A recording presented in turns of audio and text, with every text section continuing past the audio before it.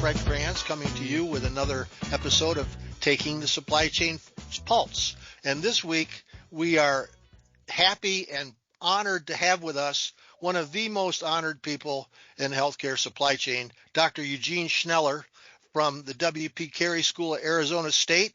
Dr. Schneller, he has too many awards for me to talk about. The one he got most recently that I know of was induction into the Bellwether League, the National Healthcare Supply Chain Hall of Fame in October. So, Dr. Schneller, thank you for joining us. Well, thanks for having me, Fred. It's a real privilege. No, the privilege is for me. For most people, I might say it's a privilege, but for me, the privilege is all mine.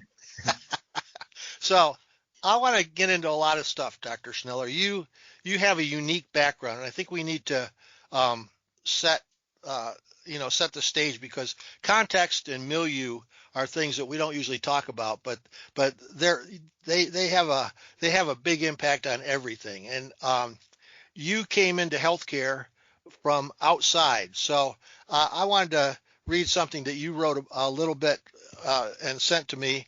You said you'd like to talk about A Stranger in a Strange Land, referring to a novel that was written by Robert A. Heinlein, in that you came into the healthcare supply chain as a sociologist. So you came in with a unique personal history, and we're not embedded with the mores of the culture from the start. Why don't you tell us about that? What you saw when you first came in, and what it was like. Yeah, so Fred, I'm a sociologist. I was trained very classically. Always been interested sort of in some aspects of the healthcare system and sort of how it worked. And spent early years at Duke University Medical Center studying physician's assistants. So I've always been interested in, I guess you would say, healthcare human resources and healthcare manpower.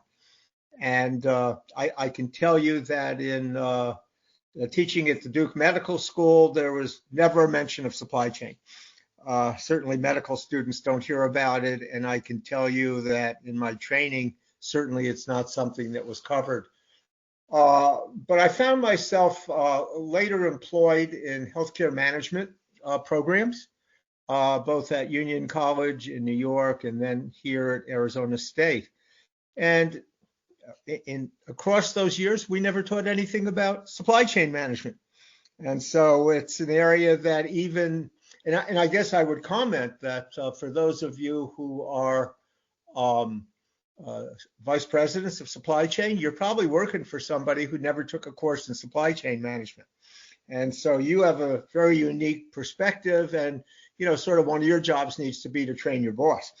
But on the other hand, I think it's interesting, since supply chain's 20, maybe 20% of what the spend is within your organization, and it's not paid enough attention to. We'll get to that. But about 18, 20 years ago, I was doing some research with a friend, and he was in supply chain management. And I said to him, why don't we ever do research together related to what you do? And he said, healthcare supply chain's not interesting. And I said, well, why don't you think it's interesting? He said, it's the only area I can think of in business where supplies aren't treated as assets. And that got me really thinking about that. What did that really mean? And he and I went off to the National Science Foundation, and they gave us $100,000 in walk-around money. And we went to visit places, and we went to places like Mayo Clinic, the Cleveland Clinic. We went to New York Presbyterian. We went to UPMC. And every place I went to, he was right. I would look at a cabinet and filled with stents, and I'd ask people, what's the value of what's in that stent? And they'd look at me strangely and say, well, we don't know. We just put stuff in there, or even the vendor does. And I said, and my friend Larry Smeltzer, who I was traveling with, said, if this was Dell and you walked into a storeroom, they would tell you exactly what the value of everything in there was. And that got me really thinking about what was different about healthcare. Why aren't they tracking things as, as assets?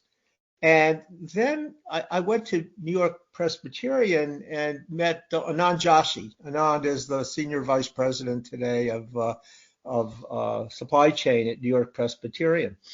And I said to Anand, "What's your biggest problem?" He said, "Physicians." And I said, "Anand, what's your second biggest problem?" He said, "Physicians." And I asked him what his third biggest problem was. He said, "Physicians." So I started thinking, and if you're trained as a sociologist, you're trained to look at roles, you're trained to look at the processes that people do. And so I spent some time thinking about healthcare, and it was also interesting because here at Arizona State, we have an organization called CAPS Research, the Center for Advanced Purchasing Studies. And CAPS Research has, about 80 members all over, managing organizations all over about $2.5–3 billion. And their senior vice presidents for supply chain really are very interested in how they manage their assets. And by the way, we don't have any healthcare members of CAPS Research. And I also began to ask, well, why is this an industry that really feels that it has very little to learn from other people? And so I began to put together a list of what I guess I would think of as healthcare exceptionalism and its really impact on healthcare. And a number of things really came out that were really interesting. One was the physician involvement in supply chain selection. In a sense, one had people who were professionals, who are considered to have deep knowledge of what they do. By the way, I found out they frequently didn't have deep knowledge of products, but by and large, they had products that they thought were preferences. And we ran into this term called physician preference items and ones that were really hard to manage. And I said, well, other industries have that problem. When they, make a new Corvette, they don't, sit around and have all the engineers each choose a different set of tires. One likes Michelin, one likes Pirellis. Obviously, they've got pretty good data that shows that Michelin tires are really better than most others. And they tend to go with those Michelin tires, except unless there's some exception for some reason. So the whole idea of physician involvement and the role of physicians, which sociologists have been looking at for years, really came to the forefront in my mind. Secondly, what was really interesting was really the high level of resource dependency that hospitals have. I mean, hospitals make almost nothing of what they use. A little bit has that changed since the pandemic. Some hospitals have said, well, maybe we can get into some manufacturing. But by and large, almost nothing that, is in that hospital is made by the hospital. So they are highly dependent on other organizations. And as we become more globalized, more highly dependent. And that's interesting because sociologists are really interested in looking at organizations in their level of resource dependency. As a matter of fact, there's the whole theory of resource dependency, but the hospital is the archetype of resource dependency. Interesting. Third, really reason that people were invoking this notion of exceptionalism was really the high level of uncertainty and demand. You really knew if you were running an emergency room when 2 school buses would crash, and suddenly you had suddenly you had a lot of patients you really didn't know you were going to have. And that level of uncertainty and demand is somewhat exceptional because if you don't have the product, then patients suffer. And that's really different. I mean, it may be that a department store doesn't know about the demand for a new product, but by and large, if it's out, that's okay. And in healthcare, the other part of that exceptionalism is frequently there are no substitutes. So if the department store is out of shirts, well, somebody will find, and they're out of shirts made by Arrow, and if they're out of shirts made by some other manufacturer, they're generally other brands. But the complexity of the healthcare supplies frequently don't lead to that, or at least they don't lead to that in the minds of there being products that one would consider equivalent products that are different. And also the level of regulation. And so supply chain, to me, became really interesting because of those exceptional differences from other industries. And I really became interested in how people manage that complexity, the physician involvement, the high level of regulation that came from the FDA, and of course from insurers. Hey, and by the way, think very few other industries have the end user who really doesn't pay. It's some Right. other payer who pays. And therefore, the relationship between that end user and the producer of those products and the payer of those products are really very different.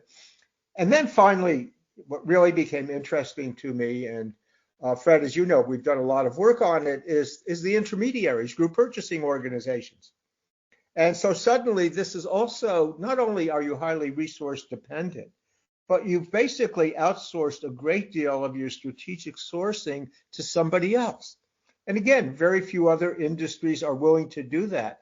They'll outsource, but they'll do a great deal of managing that outsourcing relationship themselves, where you don't see that happening in healthcare the way it happens in other industries. Wow, you said a lot there, Gene, but I got to tell you two things that came to mind when you said that, when you were talking. Number one, when you're talking about healthcare not having any idea of the assets that supplies comprise in their operation. I was at I was leading the supply chain at a large urban system. I won't tell you where, and they were having a bad financial year. And I'd gotten my master's degree just a few years before, and the CFO saying, "What can you do to help us improve our bottom line?" And I said to the CFO, I said, "Oh, do you have a formal asset inventory in surgery?" And he said, "No, why?"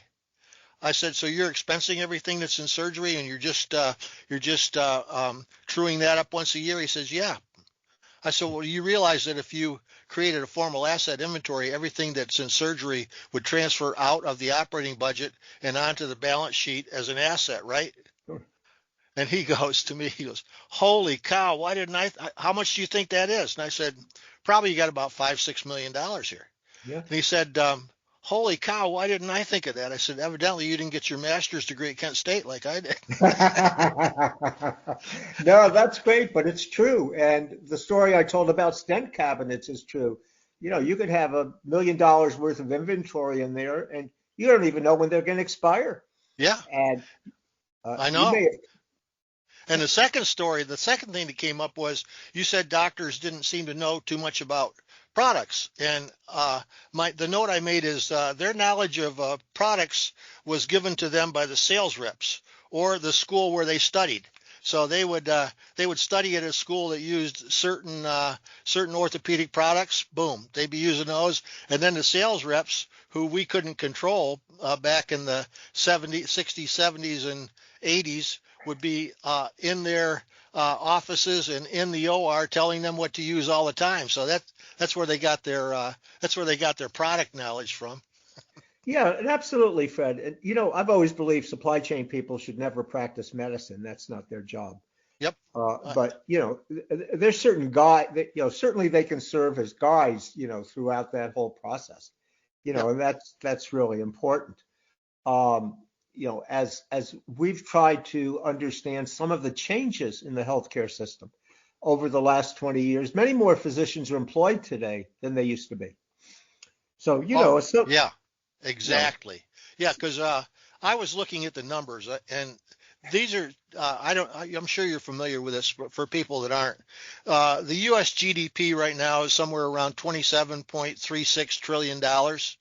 16.5% or 4 trillion of that is spent on healthcare, and that's divided up. If you just look at hospitals, there are 6,139 hospitals, and when you combine them up into IDNs, they're right. probably say half that.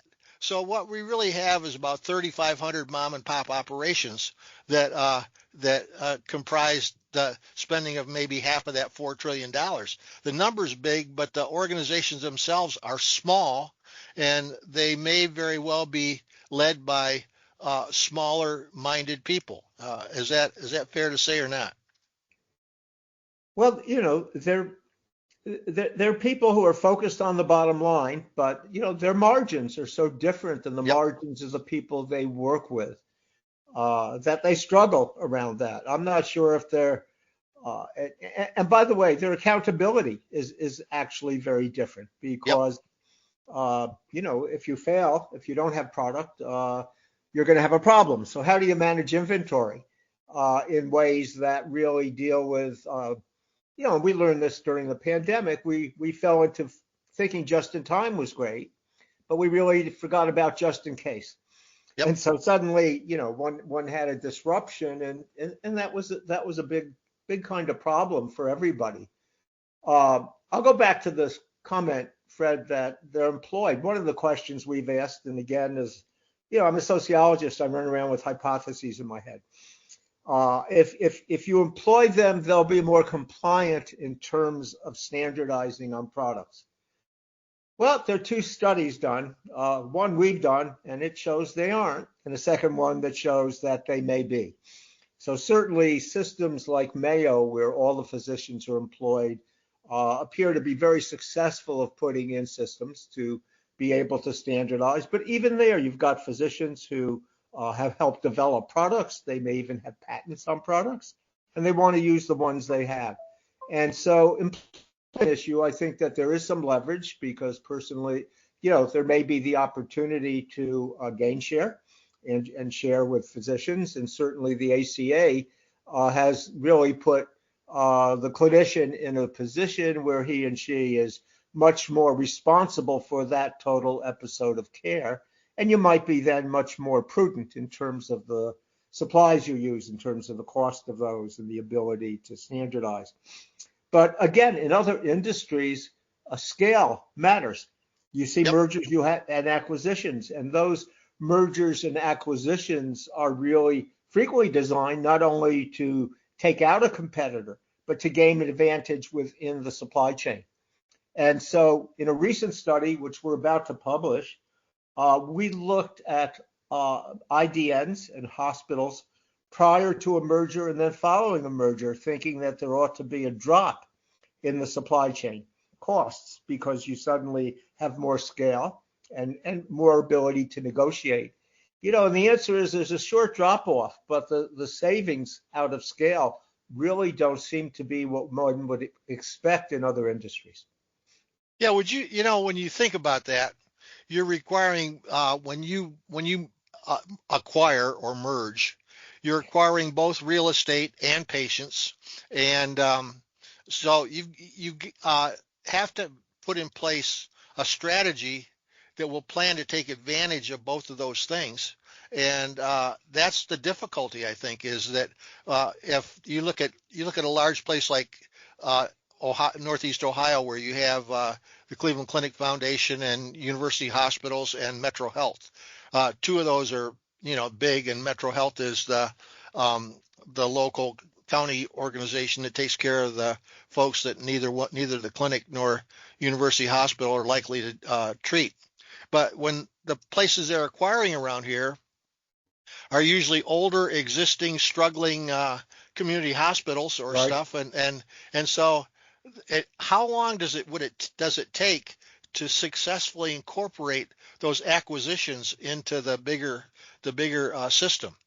It's a really interesting question, and we've pursued it. We went out, we interviewed several of the large for-profits and many of the large not-for-profits that have grown by acquisitions. I can tell you that the for-profits, which see themselves as growing through acquisitions, have dedicated teams to manage those mergers, and within 90 to 120 days, get good value out of the merger from a supply chain perspective. They have a team that goes in, looks at that, and by the way, there are frequently contracts you can't change, and there may be mismatches in GPO, there may be mismatches in distributors, and so one has to be able to align the newly acquired organization into the system, right? So one of the things we found is that the large for-profits do really well in managing that and managing the supply chain. A few of the not-for-profits do, but overall the not-for-profits were not nearly as effective in managing that.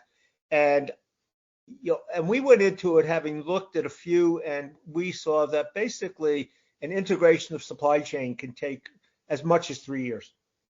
Being able to, in a sense, switch over GPOs, deal with distribution, actually bringing in a medical staff that may have preferences that are really very different, Fred, than the medical staff that you have when you go through that acquisition. And the other thing is that the for-profits really seem to engage in the merger discussions much earlier than the not-for-profits. Most not-for-profits merge and able to get more patients. That's what they're trying to do. They're trying to build that up. And by the way, research has shown quite conclusively that as a result of mergers, prices do not go down. And as a matter of fact, that's just what the FTC, the Federal Trade Commission, is looking at as it begins to look at mergers to say, what's happened as a result of that? Who benefits from that? And at the end of the day, is the patient benefiting? Is the insurance company benefiting? Or is the organization itself benefiting? And I think the future of many of those combinations is going to be denied by the FTC. And there's even a good deal of discussion of unbundling some of those combinations that have happened. Wow. So I think that's really a fear within that. And again, it goes against what we would think in other industries of mergers to be able to gain scope, to be able to really reduce costs and bring more value to the customer. Yeah, that is so true. One of the things I'm going to switch my questions out of order here, but one of the things that bothers me or that concerns me is it seems, and this is my opinion, so you can correct me, it's only opinion based, that there may be 30 or 40 very large IDNs that understand and can acquire the talent they need to do their business well. What's the impact on the rest of the people for talent? Well, it's a huge issue. I teach in the largest business school in America. We have I think we're actually the largest business school in the world. We have 20,000 students in the Carey School. That's not in the university. That's just in the business school. And the largest major is supply chain. And we have lots of students who come in interested in the healthcare sector, and very few, almost none, leave with jobs in the hospital side of the healthcare sector. Who do they go to work for? They go to work for consulting firms that do healthcare work. They go to work for suppliers where they can really actualize their, and basically they've got 2 years of debt sitting there, having been in a 2-year full-time MBA program, if that's what they're in. They go to the GPOs. GPOs hire our students. They like them, as do distributors, but they don't go to the provider organizations. And I think that's a real problem because increasingly, and by the way, they may go to other organizations outside of healthcare and get rehired, come back in.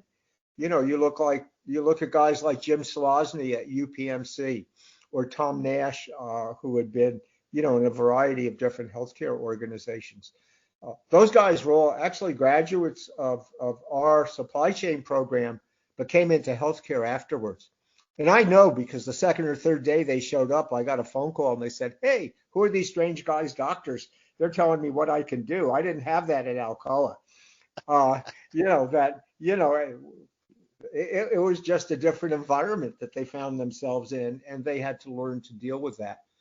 I think what we're seeing, and we just did a study, and you can go onto the CAPS research website and see it, of the cited talent skill gaps. And those are gaps that frequently didn't exist when most of the CEOs or the CFOs or the CIOs trained. The biggest technical skill was demand planning and forecasting. And that's what we went back before, how much inventory, what should you be doing? Supply chain optimization. How do you optimize what you're doing? Technology system expertise and cost management, the financial pieces of that. And relatively few people in supply chain really have strong backgrounds in financial management. And right. That's really an issue. They report to the CFO frequently. Even if they're in the executive suite, they're generally beholden to the CFO. But that's really interesting. And then, of course, when you think of AI, where that is, I mean, our business analytics program is the most subscribed to program of any of our programs today. And within that, we have a growing emphasis on artificial intelligence, machine learning, and those issues. And those are basically the things that are going to transform supply chain management going forward. And I think what's interesting, I teach our strategy course. It's the last course students take in supply chain strategy course. And we use a lot of the cases I've developed, but we also use other cases like Dell, which went through a huge digital transformation when Dell stopped. If you remember, Dell used to be all customized things, selling directly to the customer. And then Dell, of course, went to, much more of a strategy focused on finished products and being able to do that. Well, the supply chain guys have similar transformational issues in healthcare. I mean, how do you move from things being done from inpatient to outpatient? What happens to the hospital at home? And that agility really means a kind of training, not just ordering for what's happening in the operating suite. It's really very different because the logistics of that, getting product to the patient, being able to monitor the utilization of those products, those are all different. And so not only did we see that gap in technical skills, but we also see the gap in the qualitative skills, strategic planning, innovation, and creativity. You've been buying things basically by, the dozen. Now you want things that can go to the home, packaged nicely for home use, and you want them, I don't know, you might want it in a pack of 3 or 4, really very different in terms of those requirements. And really the ability to communicate with different stakeholders, really from the supplier through your warehouse or your consolidated service center to the home. That's a whole different set of skills of dealing with people at very different levels who don't see the world through your lenses. Yep. So I'm going to give you some bullet points that you provided me with, and I want you to comment on them. Okay. Okay. This is like what has to happen, where the implications for talent. Number 1, supply chain executive as a crap detector, but it doesn't all smell bad. That's what you wrote. Tell me about that. Well, somebody brings you something into your office and they say that this is an equivalent. Well, is it really an equivalent? Is the bell and whistle better? The physician comes in and says, I just saw this at a meeting I was at. I need to have this because I know my patients will be better off. And so I think what we don't see in the supply chain executive is one who's heard the term called value-based purchasing, but really doesn't have in their mind what value-based purchasing is or how that works and what it's about. And so you really need to be able to evaluate what's being put in front of you and make decisions from it. Really, I think, and the word crap detector is interesting. I think it was Hemingway who said that's what you need to get out of a good education. And just because you read it on the web, just because a rep tells you that it's great, or just because a doctor tells you this is better than the one I'm using, you need to be able to do that work to do that. And by the way, healthcare suffers from not having great comparative effectiveness research. And in the Yep. absence of that, it's really hard to have a great crap detector, but you need it. And in many ways, value analysis teams are designed to make that up. But, I have lots of friends who are very much involved in value analysis. They need those crap detectors too, Yep. because they need to be able to really make judgments on the basis of a population of physicians that they're working with. It comes down to an early thing that we recognize, that the notion of equivalency is not clear. The FDA may say two things are equivalent, but it doesn't mean they're the same. And it doesn't mean one substitutes for the other. And we need to be able to understand when that happens. True. Here's your next thing. The Okay. supply chain executive as an orchestrator, separation of sourcing and procurement, operations and strategy. Yeah, so it's an interesting question. As I said, I teach the strategy course. And right up until the end, we are teaching our students amazingly strong quantitative skills. We will give them a set of products and simulations and say, how many warehouses should we have and where should they be? Okay. And they'll be able to take that data and figure that out. And given our past performance, what should we expect in terms of arrival in the emergency room? And we do a lot of modeling of those things. And for supply chain, that's important because you need to, be able to adjust to be able to do that. But the guy at the top pull all that together. And that's really important. And he's running very different programs. The buyers, people who are working on strategic sourcing are very different than those who are doing implementation. And frequently, and I know that in many industries, they say, well, the people who are doing the negotiating shouldn't be the people who make the choices. They should be out there just finding the best deal. But at the same time, you have to know what the implications of that best deal are. So yes, we really do believe that the senior person has to be able to orchestrate very different people who look at the world through very different lenses to be able to do that. Yeah, and you can be a generalist. You don't need to be an expert in all aspects of the supply chain to be the supply chain leader. Would you agree with that? Yeah, and I think the trick pony is how do you get the people who come in and you put into those functional skills to be able to mature to the point to be able to become an orchestrator rather than focusing in a more narrow way. And I think that part of that orchestration is being a good teacher, being able to take people and advance their careers. That's really important. Yeah, I just did an interview with Brent Johnson last week, and Brent had that skill set of being able to be a good teacher. He's put some fine leaders out there in the healthcare supply chain. Yeah, Um, absolutely.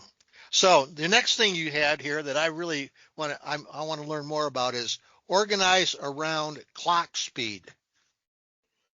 Yeah, so I stole that term. A guy named Charles Fine at MIT wrote a really neat book called Clock Speed. It's worth getting a hold of. You can find it on Amazon. It's fairly old for a couple dollars. Fine says an organization's made up of or different industries have different clock speed. And I always ask when I work with hospital people is what do you see when you come to work in the morning when you look at the building? And they give me these really strange looks back. And I say, okay, as a supply chain person, what is the clock speed in spine? And that is, how quickly do products change? What does that look like? And how do you manage spine? And I hear, well, that's really difficult because every 2 weeks I've got a detail man telling me that there's this new great product, or my chief of spine surgery is telling me they want that. Really fast clock speed. You go over to psychiatry, Fred, and they're still shocking people. They're where they were 3 decades ago, 4 decades ago. Things haven't changed quickly. And so the hospital is not one organization. It's a place made up, and again, this is sort of a sociologist view. It's a set of independent uh, production centers, and each with very, very different characteristics and needs to be managed, understanding what that difference is within the clock speed of that organization. Well stated. Here's another great one that you wrote. These are yours. See, I'm attributing these to you, so you're getting credit for these questions. Right. Know when to invoke exceptionalism or not. Yeah, that's interesting. By the way, I hate being held accountable for what I've read. Written. um, One of the aspects of exceptionalism we talked about, and it's come up several times, is really the physician and his or her power. And I said earlier on that supply chain should never practice medicine, right? But the physicians is what we've written about as a surrogate buyer. Uh, he or she may not work for the hospital. They go out and find products and they bring them back in, and they make claims about those, right? And sometimes those products are equivalent. We know that the anatomy of the knee hasn't changed a lot. And so we have to understand that when somebody says that people are going to die if we don't do this, well, that may be true, but it may not be true. That's really important. And also one of the things we tend to forget when we look at products is how products really bring value to the organization. I mean, if you think of an MRI and you just think of what an MRI costs and you depreciate it the way that you would depreciate your car, well, you have to think of how many elective surgeries did that MRI avert. And it may be hundreds of surgeries that just never got done because you were able to use scanning to be able to make those decisions.